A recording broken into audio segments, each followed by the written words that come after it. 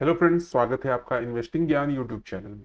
आज हम लोग बात करने वाले 2023 में बेस्ट एसआईपी प्लान कौन कौन से हो सकते हैं जिसमें आप इन्वेस्ट करके बहुत अच्छा रिटर्न पा सकते हैं कुछ ही टाइम में। उन्हीं कुछ जो एसआईपी के प्लान्स हैं उसके बारे में हम लोग बात करेंगे। तो चलिए वीडियो की शुरुआत करते हैं। उससे पहले अगर आपने अभी तक हमारे चैनल को सब्सक्राइब नहीं किया तो देर किस बात की, अभी सब्सक्राइब कर लीजिए। साथ साथ बेल आइकन दबा दीजिए जिससे कि आगे आने वाली सभी वीडियो की जानकारी आपको मिल जाए। चलिए, तो आज जो हम लोग बात करेंगे वो दो कैटेगरी में बात करेंगे। एक तो स्मॉल कैप, दूसरा मिड कैप। इसके दो दो फंड के बारे में आपको जानकारी देंगे कि जो अभी तक के बेस्ट फंड साबित हो सकते हैं 2023 में। सबसे पहले बात करें स्मॉल कैप की। तो स्मॉल कैप आपको पता होगा कि छोटी कंपनियों में इन्वेस्ट करती है। वैसे फंड जो आपके पैसे लेके वो छोटी छोटी कंपनियों में इन्वेस्ट करती है, यानी छोटी कंपनी इन द सेंस की स्टॉक मार्केट में उसकी जो मार्केट कैपिटल है वो छोटी है। जो मार्केट कैप है वो छोटी है। ऐसा नहीं कि किसी परचून के दुकान पे इन्वेस्ट कर रहा है, ऐसा बिल्कुल नहीं। कंपनी वो भी अच्छी है, लेकिन जो बाकी के कंपनी स्टॉक मार्केट में लिस्टेड है उनसे उनमें छोटी कंपनी है, बस ये चीज है। तो इसमें जो टॉप के दो फंड आते हैं वो एक आता है निप्पॉन स्मॉल कैप फंड और दूसरा आता है एसबीआई स्मॉल कैप फंड। अब इन दोनों का रिटर्न देख लें, क्योंकि सब कुछ डिसाइड होता है रिटर्न पे। जो इसका ओवरऑल रिटर्न है ये एक साल दो सालों का रिटर्न नहीं है। जब से ये फंड स्टार्ट हुआ तब से लेकर अभी तक जो रिटर्न दिया वो है 24.5% का रिटर्न अभी तक दे चुका है। तो आप समझ सकते हैं कि कितना तगड़ा रिटर्न दिया है ये। सेम उसी तरह एसबीआई की बात करें तो इसने भी 24.99% का रिटर्न दिया है। अब बात करें एक्सपेंस रेशियो की, जो कि बहुत बड़ा रोल अदा करता है। ये आपको तब पता चलेगा जब आपके पैसे आएंगे। ये एक्सपेंस रेशियो क्या होता है ये मैं आपको बता दूं। एक्सपेंस रेशियो का मतलब होता है कि जिस भी आप म्यूचुअल फंड में पैसे देते हैं तो वो भी अपना घर खर्चा चलाने के लिए कुछ तो आपसे चार्जेस काटेगा, कुछ तो वो पैसा रखेगा। तो वो क्या करता है, आपके फंड का 0.86% निपॉन स्मॉल कैप रखता है और एसबीआई स्मॉल कैप में करते हैं 0.71%। तो हमेशा हम लोग ध्यान रखते हैं कि वैसे फंड में इन्वेस्ट करें जिसका कि एक्सपेंस रेशियो 1% से ज्यादा ना हो। 1% से हमेशा कम एक्सपेंस रेशियो वाले फंड में इन्वेस्ट करते हैं जिससे कि हमें ज्यादा जो चार्जेस है वो देने की जरूरत ना पड़े। अब बात करते हैं रेटिंग। तो इस 4 स्टार इसका रेटिंग है निप्पॉन इंडिया का। आउट ऑफ 5 स्टार में से 4 स्टार इसको लोगों ने दिए हैं। और एसबीआई की बात करें तो इसके भी 4 स्टार है। अब मिनिमम एसआईपी की बात कर ले तो ये 100 रुपए से आपका ये एसआईपी स्टार्ट हो जाएगा निपॉन की।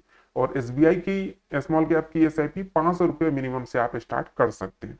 अब इसके बाद चलते हैं हम लोग मिड कैप में। मिड कैप में भी दो फंड है।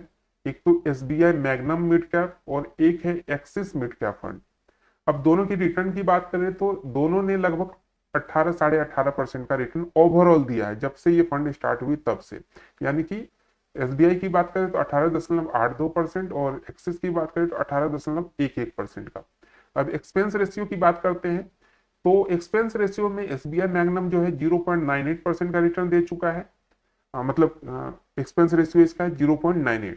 और जो एक्सिस है इसका एक्सपेंस रेशियो इसके मुकाबले बहुत कम है, यानी 50% है, 0.53% का। ठीक है। अब रेटिंग की बात करें तो एसबीआई मैग्नम का जो रेटिंग है वो 4 स्टार है, लेकिन एक्सिस का रेटिंग 5 स्टार है। तो यहाँ पे इसने थोड़ी सी बाजी मार ली और एक्सपेंस रेशियो में भी ये बाजी मार रहा है। अब बात करें इसके मिनिमम एसआईपी अमाउंट की।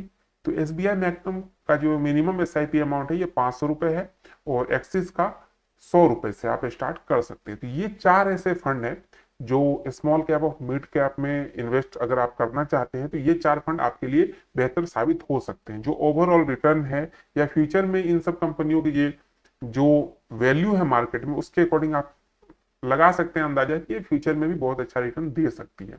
ठीक है। तो ये थी टॉप 4 जो फंड है उसके बारे में पूरी जानकारी। और जैसे जैसे आप ऊपर जाते हैं यानी कि मिड कैप से लार्ज कैप में जाते हैं तो ये जो परसेंटेज है ना रिटर्न का ये घटता जाएगा। जैसा कि आपने स्मॉल कैप में देखा कि यहाँ 24-25% का रिटर्न दे रहा है, लेकिन वही जैसे हम लोग मिड कैप में जाते हैं तो 18-19 पे आ गया। ये क्या रीजन है? इसका एक आसान सा आप समझ सकते हैं कि जो सबसे छोटी कंपनियां होती है उनमें जो ग्रोथ होता है वो बहुत स्पीड से होता है। ठीक है। नई कंपनी है, जीरो से स्टार्ट किया है तो ग्रोथ की संभावनाएं बढ़ जाती है।